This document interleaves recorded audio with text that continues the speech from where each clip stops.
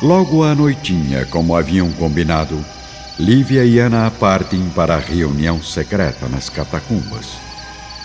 Todos os servos de confiança observam as duas deixando o palácio sem preocupação nem surpresa. Afinal, há várias noites, ambas saem frequentemente no mesmo horário para visitar Flávia na residência dos Severos. As horas passam rapidamente e quando Públio, dirigindo-se ao seu quarto, passa pela porta do aposento da esposa, nota um profundo silêncio. Repouse tranquila, minha querida, nas asas leves e carinhosas do sono, pois amanhã espero proporcionar à sua alma incomparável o dia mais feliz das nossas vidas. Lívia, porém em companhia de Ana, aproveita as primeiras sombras da noite para atingir as catacumbas. Ocultas entre as pedras abandonadas que dão acesso às cavernas subterrâneas, as duas caminham rapidamente para o local do grande encontro.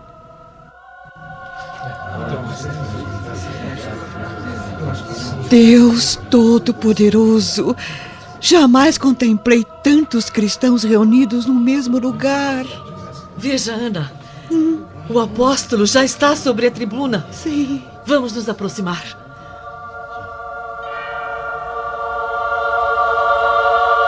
João de Cleófas, figura simpática e generosa, traz à cabeça os primeiros cabelos brancos da velhice.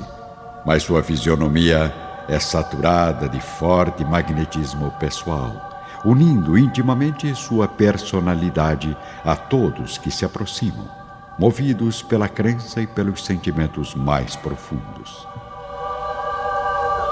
Irmãos, seja convosco a paz do Cordeiro de Deus, nosso Senhor Jesus Cristo. Na intimidade da vossa consciência e no santuário do vosso coração. Pelas revelações do Espírito Santo, os cristãos desta cidade impiedosa foram escolhidos pelo Messias para o grande sacrifício. E eu vos venho anunciar nossa breve entrada no reino de Jesus, em nome dos seus apóstolos bem-amados.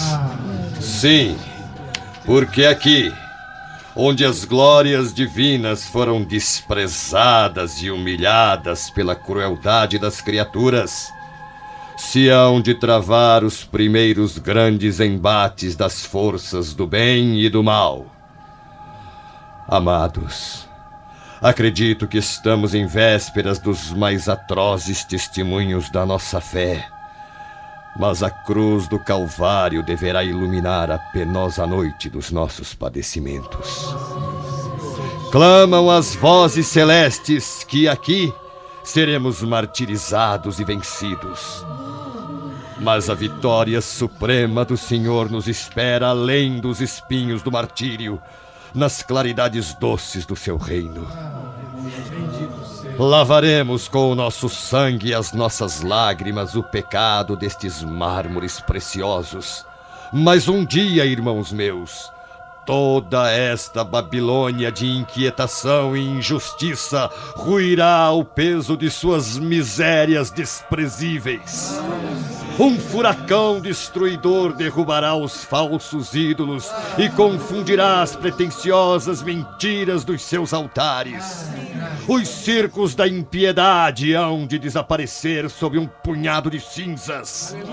Os suntuosos palácios cairão em penoso terremoto de assombros, e sobre os seus monumentos de orgulho, de egoísmo e vaidade, gemerão os ventos tristes das noites silenciosas e desertas. Felizes todos aqueles que chorarem agora por amor ao Divino Mestre. Venturosos todos os que derramarem seu sangue pelas sublimes verdades do Cordeiro, porque no céu existem as moradas divinas para os bem-aventurados de Jesus.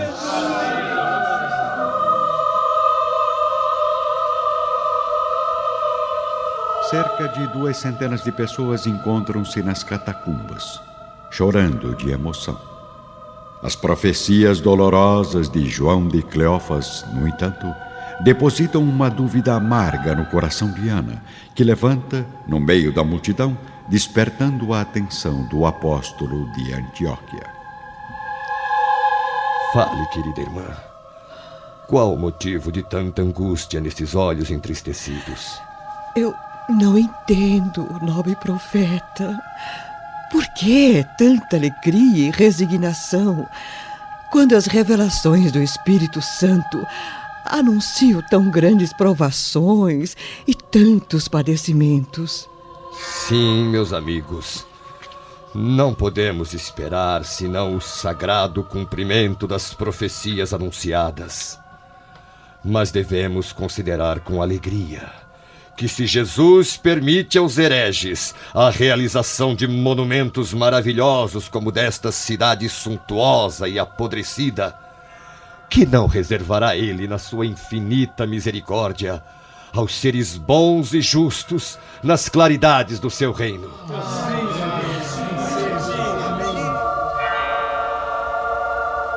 A resposta consoladora cai na alma de todos ali presentes como um bálsamo suavizante. Lívia e Ana concentram um clarão de felicidade reluzente brilhando nos olhos calmos e esperançosos. Ao final da reunião, todos se levantam para as preces finais, envolvidos por saudações de carinho, afeto e fraternidade. Pai nosso que estais nos céus, santificado seja o vosso nome.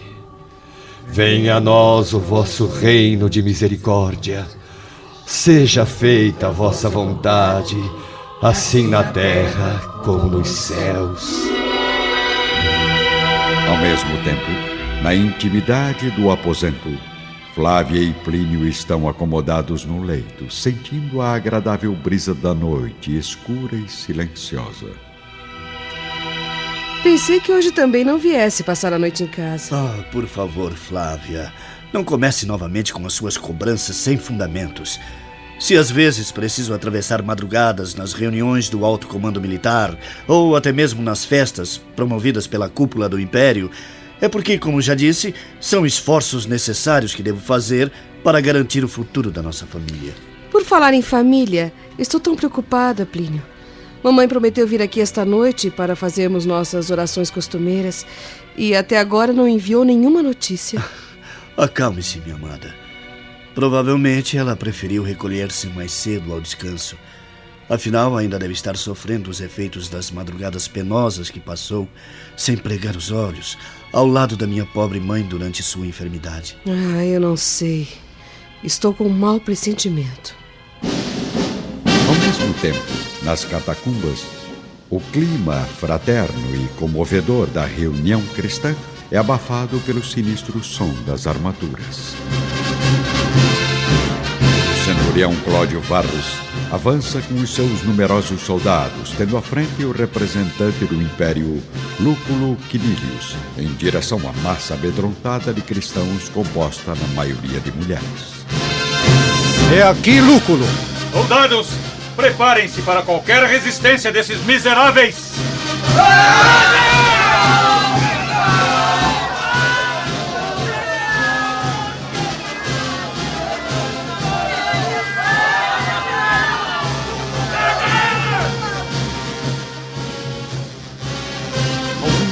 Mais revoltados começam a apagar as tochas que iluminam as catacumbas, provocando confusão e tumulto, enquanto João de Cleófas desce das tribunas em meio à agitação desesperada do povo. Irmãos, não apaguem a luz que deve iluminar o nosso exemplo de coragem e de fé. Quem é o líder dessa legião de amaldiçoados? O apóstolo de Antioquia caminha com serenidade, observada com assombro pelos devotos, dirigindo-se à figura impiedosa de Lúculo, a quem estende os braços pacificamente. Centurião, cumpre a tua tarefa sem receio, porque eu não vim a Roma senão para as glórias do sacrifício. Jamais teria receio de exterminar um verme. Ainda nas catacumbas, o representante do Império, após golpear violentamente o rosto do apóstolo de Antioquia, contempla a multidão com o seu olhar impiedoso, repleto de ódio. Guardas! Amarrem os braços desse profeta maldito! Deixa o apóstolo em paz, algoz impiedoso! Liberta esse pobre homem indefeso! Ou sentirão na pele a ira de uma espada cristã! Atacar! Os dois jovens cristãos avançam para os soldados romanos num gesto supremo de defesa e resistência. Meus filhos, não repitam neste recinto a cena dolorosa da prisão de Jesus. Larguem suas armas, porque os que ferem com o ferro serão feridos. Imediatamente, um movimento de quietude e de assombro invade o ambiente. Contagiados pela coragem serena de João de Cleófas, os fiéis, de modo tranquilo e inesperado, imitam o apóstolo, entregando os braços indefesos para o sacrifício. Lúculo, observe aquela senhora. Estou delirando ou ela realmente veste uma indumentária da nobreza romana? Já havia notado sua figura destacada entre os míseros escravos. Mas agora não temos tempo a perder, Cláudio. Levaremos a traidora à prisão juntamente com os demais criminosos e depois decidiremos qual será o futuro dessa mulher misteriosa. Lívia, tomada por uma coragem que nunca havia possuído, acompanha a multidão de condenados ao lado da serva e amiga Ana, rumo ao centro da capital em meio às sombras sinistras da meia-noite. O cárcere onde os cristãos irão passar tantas horas ao relento fica ao lado do grande circo, uma das mais belas maravilhas arquitetônicas da cidade imperial. Um ambiente impregnado de luxúria e de más vibrações, habitado por espíritos errantes, como o de Pôncio Pilatos, que flutua agora, sem rumo, ao redor da gigantesca construção, fascinado por sua beleza ostensiva e imponente, que jamais sonhou contemplar com os olhos do corpo, enquanto esteve neste mundo.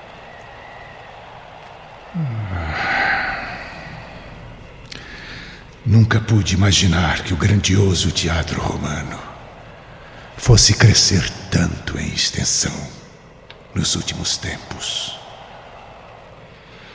Mais de 2.000 pés de comprimento, quase 1.000 de largura, terminando num semicírculo com capacidade para 300.000 espectadores, comodamente sentados. Ah, pelos deuses! Como eu gostaria de estar ainda entre os vivos para gozar tais privilégios terrestres. Em ambos os lados da arena foram construídos portões ornados de colunas preciosas, coroadas de terraços extremamente confortáveis. Em todo o ambiente existem estátuas magníficas, ornamentos valiosíssimos e o melhor de tudo, inúmeros lugares secretos onde é possível qualquer mortal passar horas desfrutando dos inúmeros prazeres carnais. Embora seja preciso estar atento aos miseráveis e ao povo embriagado que, após atravessar noites de festa e devassidão, procuram um abrigo dos esconderijos escuros e tenebrosos. 6 torres quadradas, representando as mais avançadas expressões de bom gosto, realçam o terraço, servindo de camarotes às personalidades mais distintas nos espetáculos de gala. Largos bancos de pedra correm por 3 lados, e logo à frente, em linha reta, o espaço é ocupado pelos cárceres, de onde saem os cavalos, as bigas, as feras, os gladiadores e, logicamente, os escravos e os prisioneiros para os divertimentos preferidos dos patrícios romanos. Sobre os cárceres ergue-se o majestoso pavilhão do imperador, de onde as mais altas autoridades acompanham o César nos seus entretenimentos que, aliás, estão bem próximos de acontecer, pois sinto no ar a aproximação das míseras almas provenientes das catacumbas. Além do perfume inesquecível, inebriante de uma mulher iluminada pelos deuses. Às primeiras horas da madrugada, os prisioneiros são atirados em um vasto salão dos cárceres. Aos poucos, os soldados vão retirando os objetos de valor ou as pequenas importâncias em dinheiro que os cristãos trazem nas túnicas. As próprias senhoras não escapam da humilhação, sendo roubadas nas suas joias mais preciosas. Apenas Lívia, devido ao respeito imposto por suas vestes, é poupada do ato vergonhoso.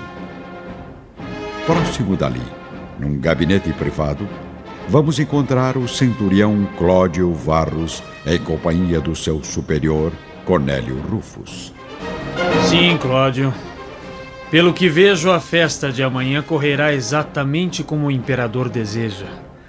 A primeira caçada aos cristãos foi de extrema importância para tornar ainda mais gloriosa a homenagem aos senadores. Mas, por outro lado, algo me preocupa. Quem é aquela mulher que traja as vestes das nobres matronas em meio aos cristãos condenados? Ignoro. Aliás, fiquei bastante admirado ao encontrá-la no ambiente das catacumbas. Mas cumpri severamente as ordens de Lúculo Quintilius. Agiu muito bem. Deixemos a infeliz aqui até amanhã, no momento do grande espetáculo. Quando então poderá ser posta em liberdade. E por que não a libertamos desde já? Precisamos agir com cautela. Afinal, na sua condição de nobre, ela poderia provocar algum movimento de protesto contra a decisão do imperador. Além disso, como essas miseráveis criaturas serão atiradas às feras nos derradeiros divertimentos da tarde, não convém nos comprometermos perante a família dessa mulher, soltando-a em seguida, após satisfazermos os caprichos de Nero. Só não entendo por que todos serão condenados como escravos, quando deveriam morrer como cristãos, culpados pela maldita doutrina que propagam. O imperador não tem ainda força o bastante para enfrentar a opinião de alguns senadores que certamente desejariam defender a causa destes infelizes.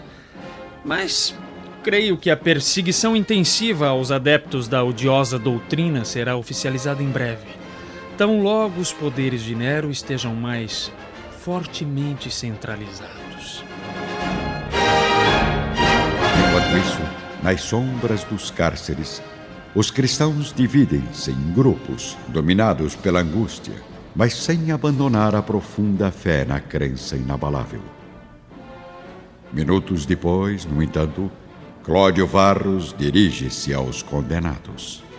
Cristãos, não há clemência de Nero para os que propagam as perigosas doutrinas de Jesus. Se tinham alguns negócios materiais a resolver, lembrem-se que agora é tarde. Poucas horas os separam das feras da arena no ritual do grande circo. Através das grades reforçadas da prisão subterrânea, os cristãos observam os movimentos dos numerosos soldados que os vigiam cuidadosamente. Os carcereiros não tardam a separar as mulheres, instalando-as em dependências próximas, nos instantes supremos em que todos aguardam humildemente a chegada da morte. Logo ao amanhecer, vamos encontrar Lívia e Ana, a sós, atrás de uma divisória improvisada, no salão onde se encontram as pobres cristãs condenadas. Senhora, noto que os centuriões a tratam aqui com extrema simpatia e respeito. Por que não exigiu ainda a sua liberdade? Não sabemos o que pode acontecer nas horas penosas desse dia. Ana, esteja certa de que minha alma está completamente preparada para o sacrifício. Se Jesus, o mestre de todos os mestres, o Senhor do reino dos céus, não pleiteou sua liberdade junto aos algozes, também não tenho direito de clamar por piedade aos soldados. Tem razão, minha amiga. Mas eu acredito que Jesus saberia compreender o seu gesto. Afinal, a senhora tem ainda um esposo, uma filha. Um esposo. Ao mesmo tempo, o senador Lentulus desperta de um pesadelo, abrindo os olhos, ainda assustados, mas acalmando-se logo em seguida, ao deparar com a realidade de uma bela manhã ensolarada, um dia especial, que promete fortes emoções para sua vida amargurada. Sozinho no aposento particular, Públio abre a cortina da longa janela, contemplando o maravilhoso firmamento da metrópole romana. Deuses do Olimpo, concedei-me força e resignação para cumprir neste dia os objetivos que mudarão para sempre o meu destino, ao lado da única mulher que amei em toda a minha existência. Vamos voltar agora ao cárcere, onde Lívia e Ana ainda conversam sozinhas, observadas de perto pelos olhares cruéis dos vigilantes. Sim, agradeço a Deus a paz que me concedeu, permitindo que Públio demonstrasse o seu arrependimento nestes últimos dias. Para mim, Ana, só essa tranquilidade é essencial e necessária, porque o esposo, enquanto companheiro, eu já perdi há longos 25 anos, minha amiga. Por um quarto de século, como sabe, tenho vivido apenas com as minhas orações e as minhas lágrimas. Mas agora, senhora, tem a chance de recuperar a felicidade perdida. Voltar a viver em harmonia com a família que tanto ama. Não. Não creio que possa reviver no coração de Públio a confiança antiga, cheia de amor e ternura dos tempos passados. Não. Quanto à filha, entreguei-a para Jesus desde os dias da sua infância, quando fui obrigada à terrível separação do seu afeto. Além disso, Flávia tem hoje um marido que procura isolá-la ainda mais da minha companhia, receoso da fé que trago no coração, qualificada por todos como pura demência. Mas, senhora... Não, Ana. Não tente me convencer, por favor. Para mim, não pode haver o reflorescimento das esperanças aqui na Terra. Só desejo agora morrer em paz confortadora com a minha consciência. Mesmo sendo hoje o dia mais glorioso da vida do senador Lentulus. Enquanto isso, no palácio do Aventino, Públio está sentado à frente de uma mesa farta, repleta de frutas e vinhos, iniciando mais um desjejum diário no vasto salão de mármore. Vez por outra, um dos servos de confiança aproxima-se do senador, servindo novas taças de vinho e trocando frequentemente as bandejas de frutas da época. Servo, por acaso sabe onde está minha esposa? A senhora Lívia não passou a noite no palácio, senador Lentulus. O quê?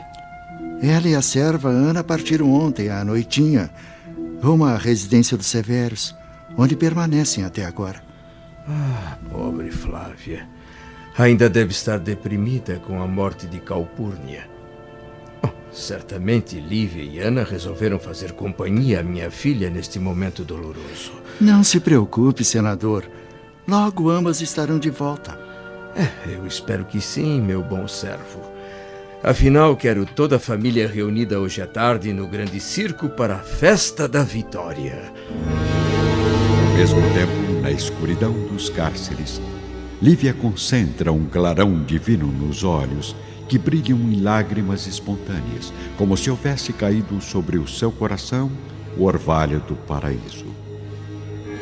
Seus pensamentos não estão mais na terra, mas sim flutuando num mundo de luzes suaves, cheio de recordações carinhosas do passado e repleto de eternas esperanças no amor de Jesus Cristo. Não me esqueci dos festejos, não, Ana. Porém, há 25 anos, Públio segue na vida um rumo totalmente oposto ao meu.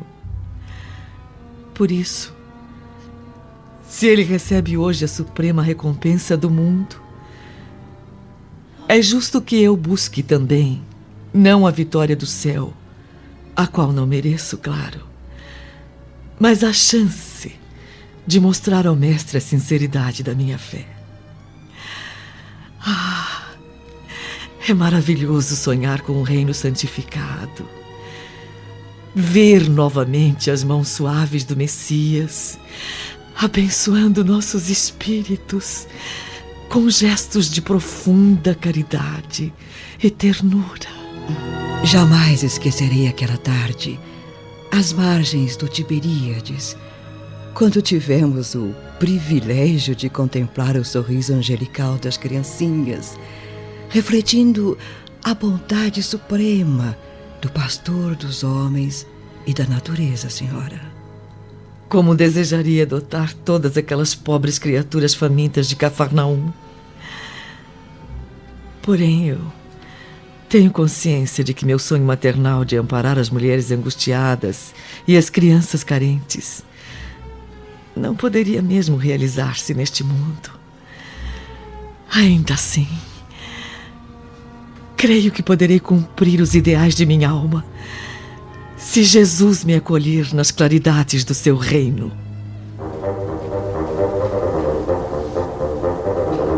Minutos depois, na residência dos Severos, Plínio e Flávia passeiam de mãos dadas pelo vasto pomar sob o sol ameno da manhã. Então, hoje será o grande dia para o nobre senador Lentulus? Para todos nós. Afinal, fazemos parte da mesma família. E sua mãe estará presente nas cerimônias, mesmo fiel às crenças absurdas dos cristãos? Eu creio que sim, pois, acima de tudo, ainda é a esposa do meu pai. Aliás, preciso ir até o Palácio do Aventino descobrir que motivo a impediu de vir me visitar ontem à noite. Não é conveniente sair às ruas nos momentos que antecedem a grande festa, Flávia. Há muitos soldados enfurecidos à caça de cristãos para serem sacrificados nas festividades do circo. Cristãos sacrificados? Será que papai sabe disso? Voltando à prisão da capital do Império, vemos a velha serva chorando, emocionada ao ouvir as palavras tocantes e sinceras de Lívia. Ana, fomos chamadas ao testemunho sagrado da fé nas horas que passam e que devem ser gloriosas para o nosso espírito. Por isso, perdoa-me se Se algum dia ofendi o seu coração com alguma palavra menos digna, antes que o velho Simeão a entregasse à minha guarda, já a amava eternamente, como se fosse uma irmã ou a própria filha. Agora, nobre companheira, tenho apenas um derradeiro pedido a fazer. Diga, senhora, porque antes de tudo, ainda eu sou sua escrava.